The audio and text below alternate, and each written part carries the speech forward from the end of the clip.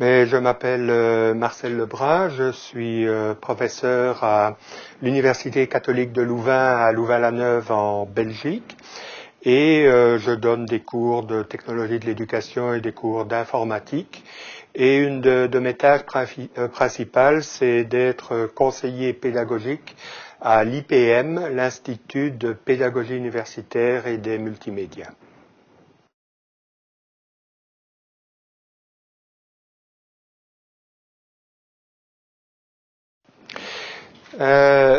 La question finalement du caractère primordial de la formation technique par rapport à la formation pédagogique est une question qui doit un petit peu perturber tous les centres qui tentent d'introduire les technologies dans l'éducation. En fait, c'est basé sur un petit dilemme. Lorsqu'on parle de la technologie, on parle d'une question d'objectifs, autrement dit, quelles sont les compétences qu'on veut développer chez les étudiants. On parle d'une question de méthode, c'est-à-dire finalement des ingrédients pédagogiques, et finalement on parle des outils. Alors, je parlerai essentiellement de la méthode pédagogique ici des outils, puisque c'est le sens de la question. Alors, la question revient toujours à dire, est-ce qu'il faut commencer par initier les professeurs à la pédagogie, quitte à les voir sans courir, parce que les professeurs d'université, quand on parle de pédagogie, sont parfois un petit peu réticents, ou bien alors introduire les professeurs dans l'innovation en partant des outils, mais à ce moment-là, on risque que les professeurs utilisent trop vite l'outil et ne fassent finalement, avec les nouveaux outils, que reproduire les anciennes pratiques. Autrement dit, la pédagogie n'évolue pas, mais on utilise les nouveaux outils pour faire comme avant. Alors, ma position par rapport à cette question n'est pas finalement de savoir est-ce qu'il faut commencer par l'un ou est-ce qu'il faut commencer par l'autre. Vous allez dire que j'ai une réponse facile, mais j'ai l'impression qu'il faut faire les deux. Autrement dit, quand vous présentez un outil technique, je pense qu'il faut présenter aussi les possibilités pédagogiques et les moyens de promouvoir la pédagogie. Et quand vous parlez de pédagogie, je crois qu'il faut être capable aussi de montrer les outils techniques qui peuvent soutenir votre effort pédagogique. Dans le petit dessin que je montre ici, tout est question de rythme. Est-ce qu'il faut faire ça la première année et ça la deuxième année? Ou bien est-ce qu'il faut faire ça la première heure de cours et ça la deuxième heure de cours? Et moi, je pense que dans une même session de formation des professeurs, il faut arriver à faire les deux. Alors évidemment, ça demande des talents particuliers du conseiller pédagogique. Très souvent, nous avons des techniciens qui connaissent à fond leur plateforme, mais dès qu'on parle pédagogie, ils sont un peu moins forts. Ou bien nous avons des pédagogues qui connaissent très bien Piaget et Vygotsky, mais dès qu'on parle de MPEG, de JPEG, de normalisation de fichiers, de FTP ou de HTTP, ils sont un peu moins forts. Et je crois qu'ici à l'IPM, ce que nous avons essayé de faire, c'est de marier quelque part les conseillers technologiques et les conseillers pédagogiques et les faire vivre ensemble dans un même institut. Voilà donc deux réponses à la question. Une question sur le rythme, c'est-à-dire dans les séances, essayer de mettre des ingrédients des deux pôles finalement, et également d'initier progressivement les conseillers à la pédagogie et à la technologie, donc de faire que cette boucle-là tourne, j'ai envie de dire, le plus harmonieusement possible, pour qu'on puisse utiliser le rôle catalyseur des outils, parce que c'est vrai que l'outil favorise de nouvelles méthodes pédagogiques, mais qu'on puisse aussi compter sur l'efficacité des outils pour développer de nouvelles méthodes pédagogiques. Et donc je pense qu'en respectant ces deux tempos-là, on peut vraiment avoir des outils technologiques qui vont promouvoir la pédagogie et pas la faire stagner dans une reproduction d'anciennes pratiques. En effet, les théories de l'information, c'est aussi publier des informations, mais publier des informations, c'est de l'enseignement traditionnel, et avec ça, on ne rentre pas vraiment dans l'innovation.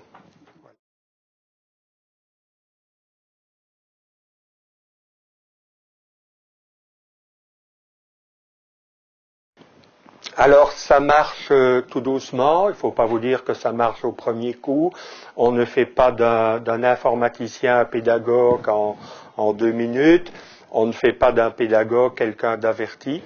Mais le fait qu'ils travaillent ensemble et qu'ils connaissent les compétences des uns et des autres font qu'ils peuvent beaucoup mieux harmoniser leur action. Et par exemple, dans les formations que nous tentons de mettre ensemble, nous essayons souvent de travailler en duo. Par exemple, nous avons une plateforme qui s'appelle eCampus et qui est basée sur Claroline, la plateforme qui a été développée ici à Louvain. Mais lorsque nous faisons des initiations à eCampus, nous essayons qu'il y ait toujours dans la salle quelqu'un qui s'y connaît bien au niveau de la technique et quelqu'un qui est capable de répondre aux questions de dispositifs pédagogiques. Et donc, en les faisant travailler ensemble, eh bien, nous parvenons de mieux en mieux à nous connaître entre conseillers et voir nos complémentarités. Donc voilà un petit peu cette façon de voir cette complémentarité technologie-pédagogie. Mais je dis souvent, il ne faut pas croire que l'utilisation de la technologie implique automatiquement de l'innovation pédagogique. C'est faux. L'utilisation de la technologie implique le plus souvent la reproduction des anciennes pratiques. Et donc les professeurs continuent à publier leur syllabus sur Internet comme ils publiaient leur syllabus dans les maisons d'édition il y a quelques années. C'est pas là qu'est l'innovation. L'innovation est dans des pédagogies actives, des travaux de groupe, des pédagogies par problème, par projet, des enseignements coopératifs qui profitent des forums, des chats, du wiki sur l'Internet. Et c'est là finalement que nous allons vers l'innovation.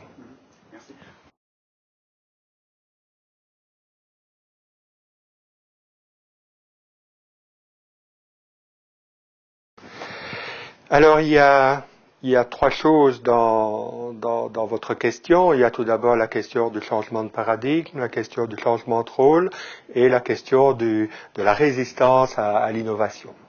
Alors, pour prendre le premier point, parce que ces trois points vont évidemment s'enchaîner, la question du changement de paradigme, je l'introduis souvent comme ça. À partir du moment où le professeur dit à ses étudiants va sur le clavier, va sur Internet, cherche les connaissances, cherche de la documentation sûre, il a commencé un changement de paradigme où il dit à ses étudiants, tu peux chercher l'information toi-même, mais tu vas devoir transformer cette information en connaissance. Et ça, ce travail-là, c'est toi qui dois le faire. Moi, je ne peux pas transformer les informations que tu as en connaissances pour toi. Je ne peux pas le faire à ta place.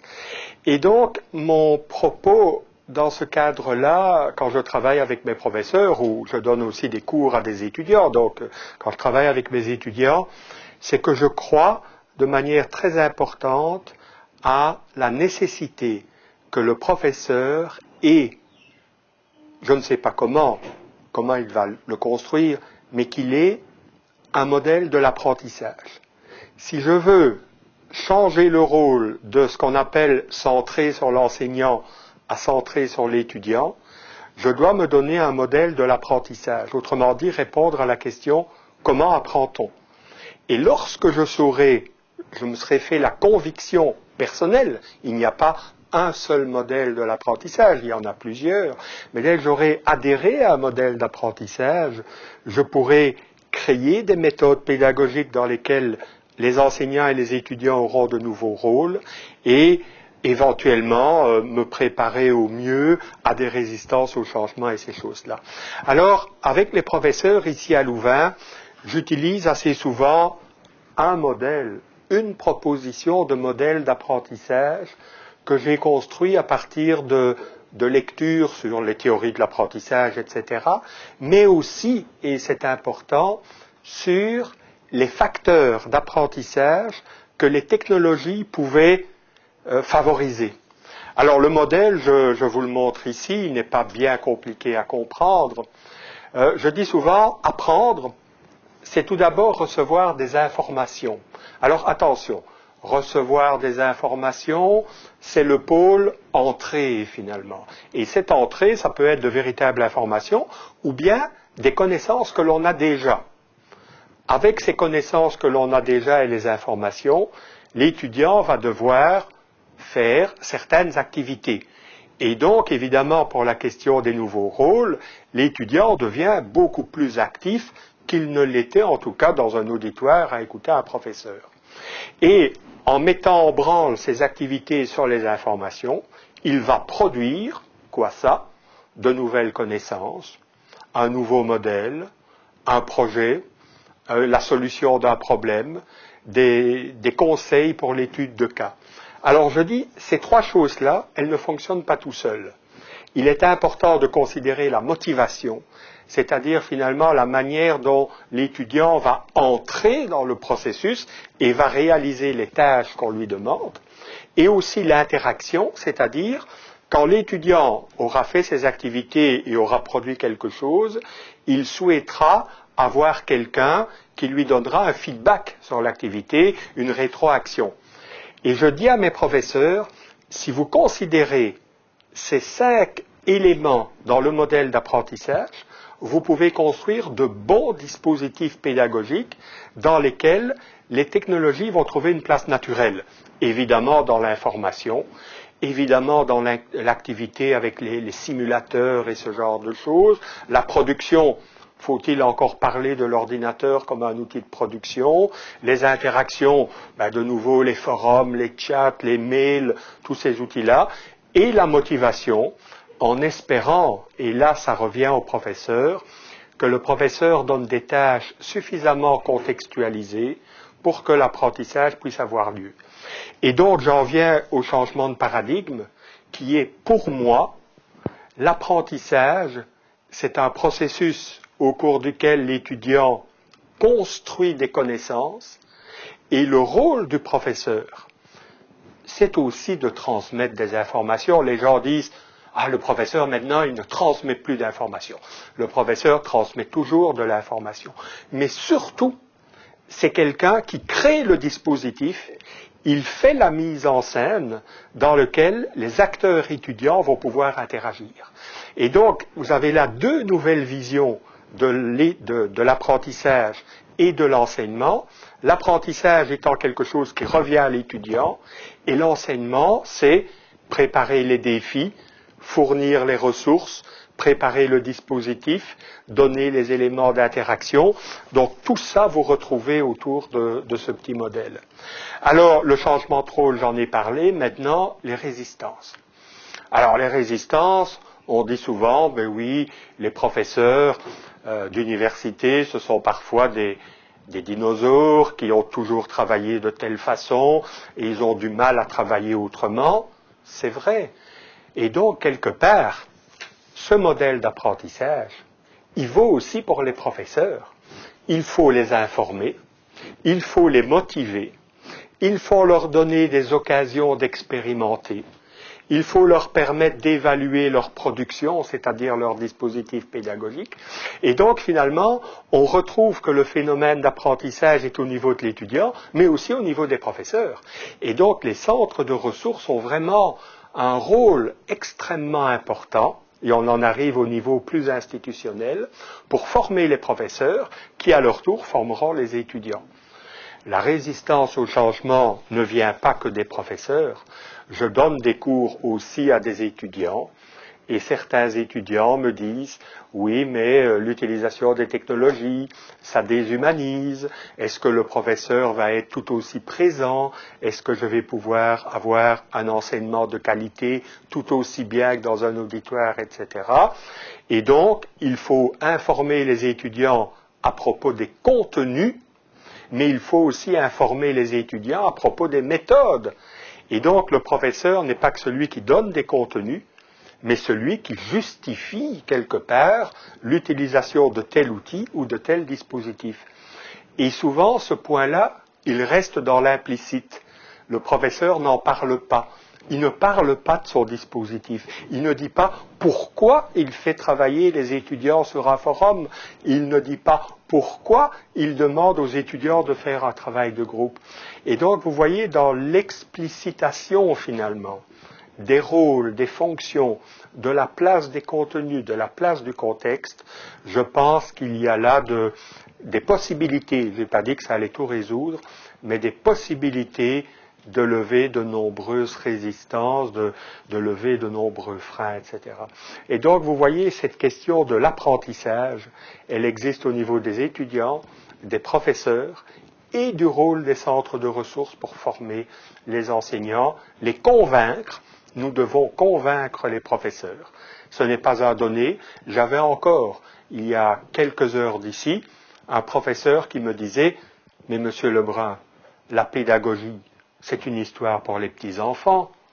Les étudiants qui ont 18-20 ans, ils n'ont plus besoin de pédagogie. » Et j'ai dit « Mais si, monsieur, et vous, vous en avez besoin aussi. » Et alors, je lui ai expliqué qu'est-ce que c'était l'apprentissage, et il m'a dit « Oui, effectivement, je continue à avoir besoin de pédagogie. » Et donc, voilà un petit peu comment on peut lever certains freins. Et travailler la motivation est quelque chose d'important, et travailler la motivation, c'est lever les implicites.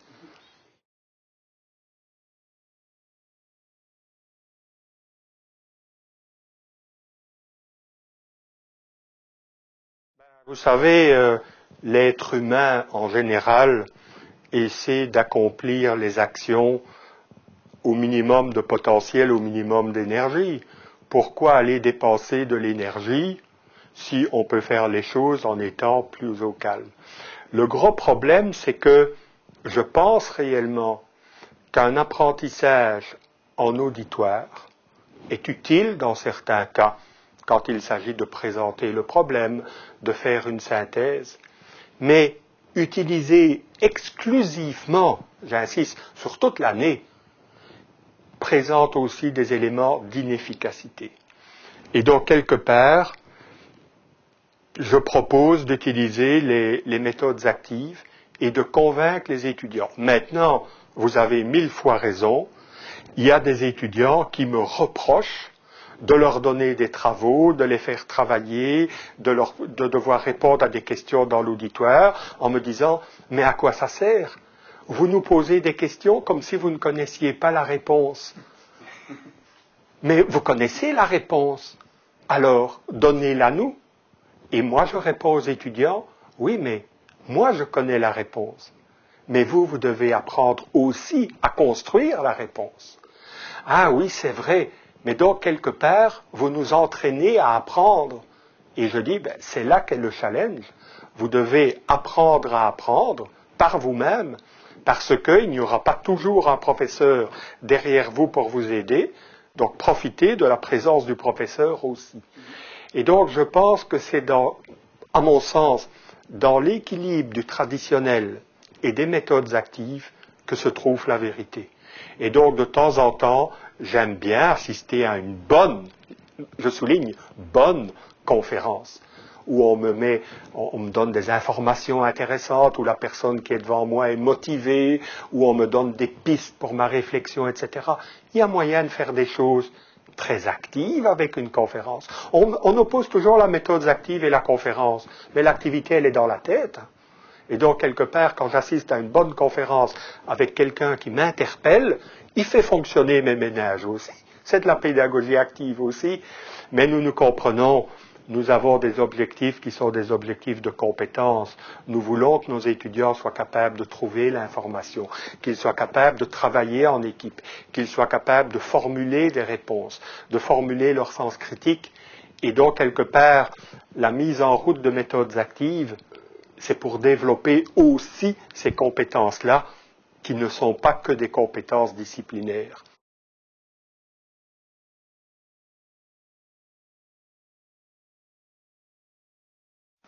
Ah, voilà une question difficile. Pourquoi une question difficile? Parce que c'est un mot que tout le monde utilise et on ne sait plus très bien à la fin. Alors, pour moi, l'innovation est certainement liée à une idée de changement. Alors, changement, ça veut dire quoi? Ça veut dire de nouveaux problèmes qui attendent de nouvelles solutions. Quels sont ces nouveaux problèmes et quelles sont ces nouvelles solutions au niveau de la pédagogie? Il me semble que le contexte a fortement changé. Il y a 10 ans d'ici, ou 15 ans, ou 20 ans, je ne sais pas au Québec comment les choses ont évolué, mais je suppose qu'en disant 15 ou 20 ans, avoir un bon diplôme était suffisant pour caractériser une personne et lui fournir un emploi. À l'heure actuelle, Il suffit de regarder les discours des recteurs, les discours au niveau de la communauté européenne ou sans doute de la CREPUC chez vous. Eh bien, on entend parler de toutes sortes de compétences qui touchent au sens critique, on en a parlé tantôt, au travail d'équipe, à la communication et aussi au fait qu'on entend dire que les connaissances, je ne sais pas très bien, mais doublent ou triplent tous les 10 ans et donc à un moment donné, on ne pourra plus tout enseigner et donc il faut apprendre à apprendre toute la vie durant. Et donc, le contexte et les problèmes ont changé, et l'innovation, c'est trouver de nouvelles solutions efficaces, efficientes, pertinentes par rapport à ces nouveaux problèmes. Et donc, l'innovation, ce n'est certainement pas que la technologie, parce que, je vous l'ai dit tantôt, on peut très bien utiliser la technologie moderne pour reproduire les anciennes pratiques. Les professeurs qui publient leur syllabus ou leurs notes de cours sur Internet, finalement, ils font ce qu'on faisait déjà avant. Je ne dis pas qu'il ne faut pas le faire. Je trouve ça intéressant qu'un professeur publie certains éléments de son cours sur Internet. Pourquoi pas? Mais ce n'est pas ça l'innovation.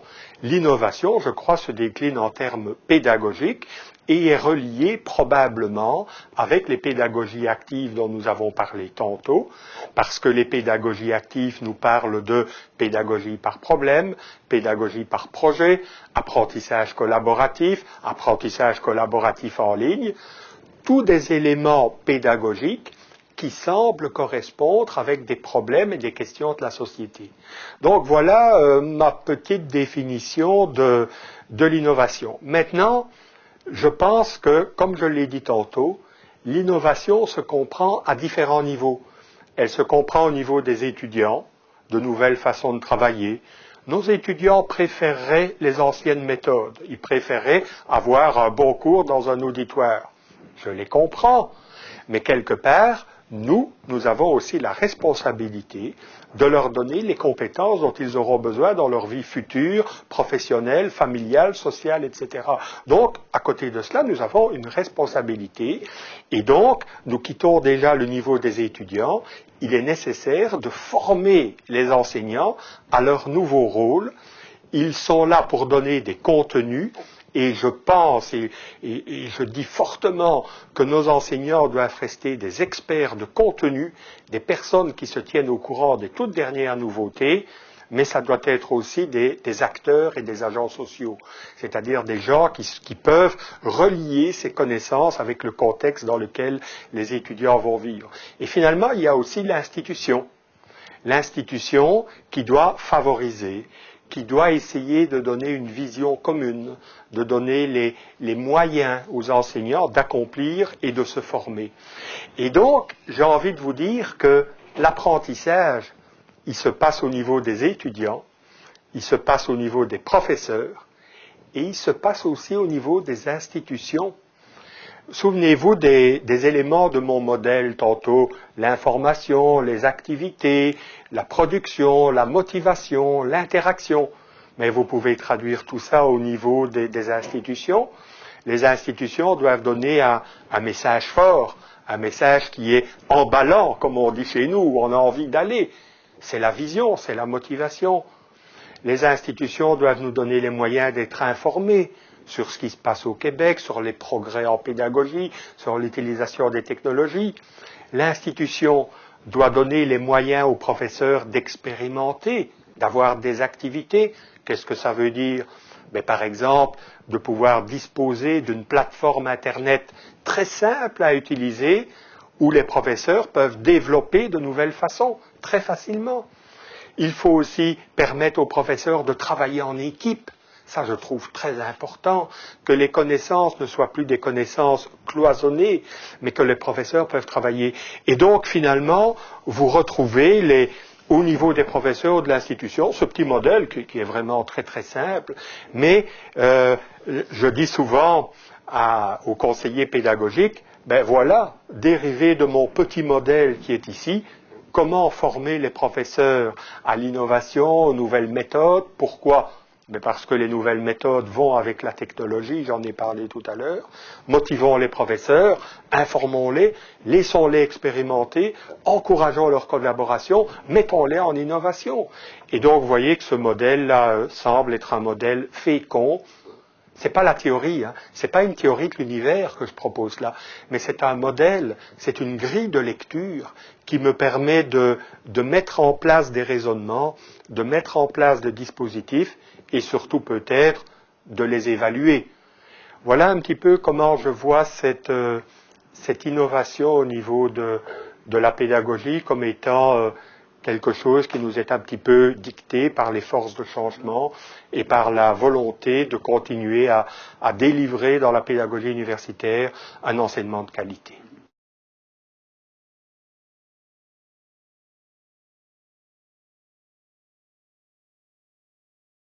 Alors, tout à l'heure, j'ai parlé c'était finalement dans mon petit modèle appliqué aux enseignants, le pôle activité.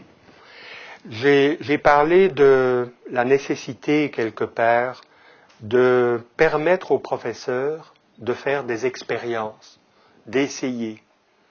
Alors pour faire ça, il faut mettre à leur disposition, au niveau des technologies et de la pédagogie en tout cas, il faut mettre à leur disposition un outil relativement simple. Alors, c'est vraiment fondamental et je pense que ça devrait intéresser des auditeurs du Québec ou chez vous, je sais, on utilise pas mal, par exemple, la plateforme WebCity.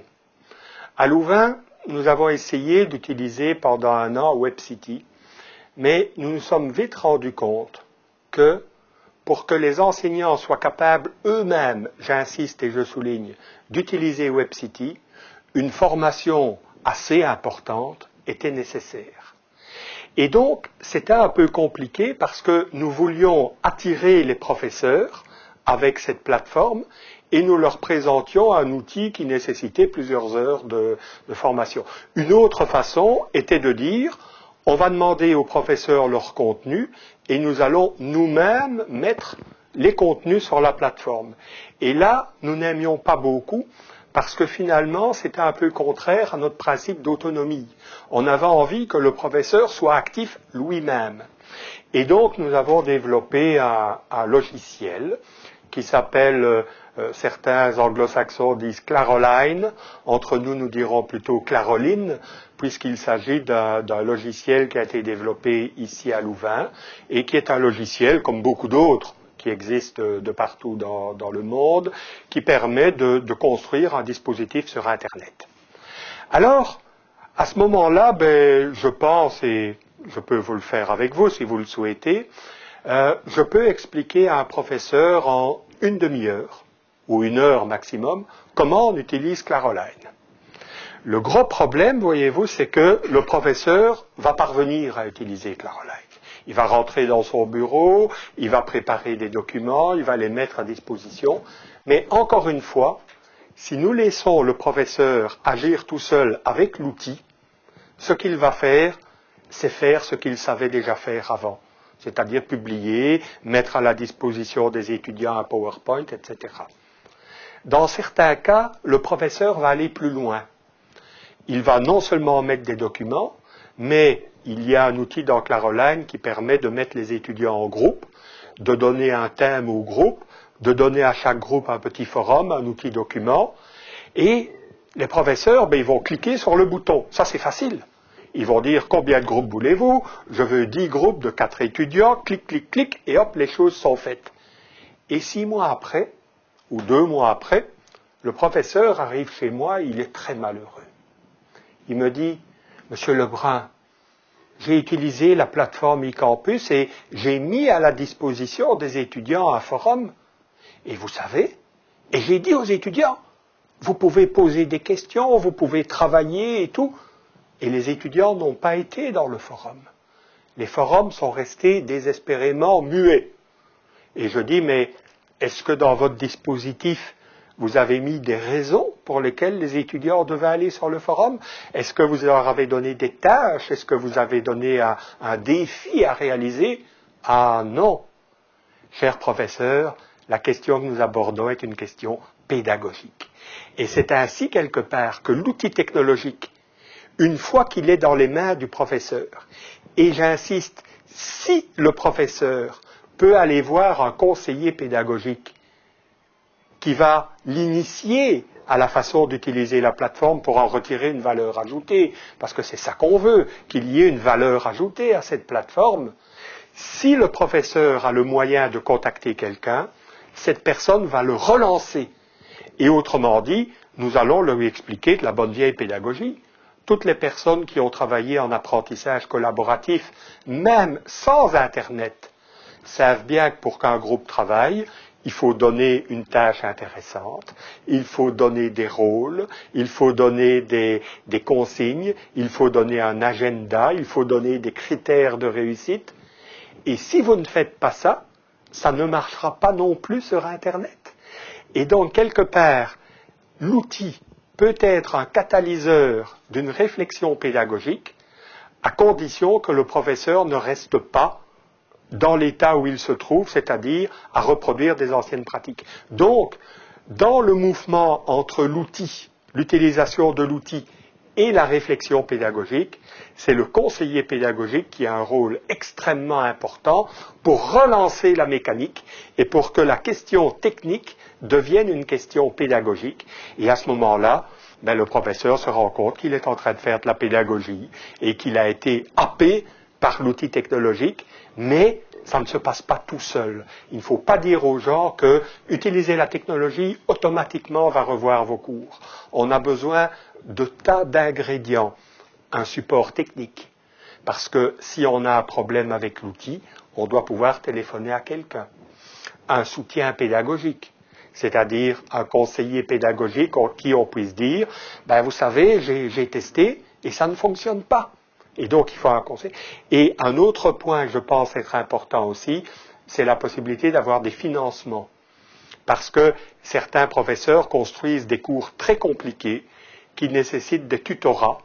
Et donc, ici en Belgique, en tout cas, pour avoir des tuteurs, il faut parfois payer des jobistes. Et donc, le professeur a besoin aussi de sources financières, du support technique, du soutien pédagogique et également de l'aide financière. Et je pense qu'avec ces trois éléments-là et des centres de ressources qui sont au service des professeurs, il y a moyen de réussir ce challenge entre finalement la technologie et la pédagogie. Donc on revient à votre première question, est-ce que finalement c'est la pédagogie d'abord ou la technologie? J'ai envie de dire ça dépend de tout un chacun. L'idée de démarrer par l'outil à condition qu'on ne reste pas sur place, est intéressante, mais le facteur qui va mettre ça en route, ce sont des conseillers pédagogiques, ce sont des rencontres avec des collègues aussi. Par exemple, ce que nous organisons ici à Louvain, c'est pas mal d'activités de partage de pratiques. Quand nous avons un professeur qui réussit quelque chose de bien, un bon dispositif pédagogique avec des interactions, nous essayons de réunir 4 ou 5 professeurs comme ceux-là, de réunir tous les professeurs et ils viennent témoigner. Et je pense que le discours des pairs entre les pairs, c'est-à-dire des professeurs qui parlent aux professeurs, est aussi quelque chose de très important pour motiver, et ça c'est aussi un élément de mon circuit d'apprentissage, pour motiver les enseignants à entrer dans l'innovation. Voilà.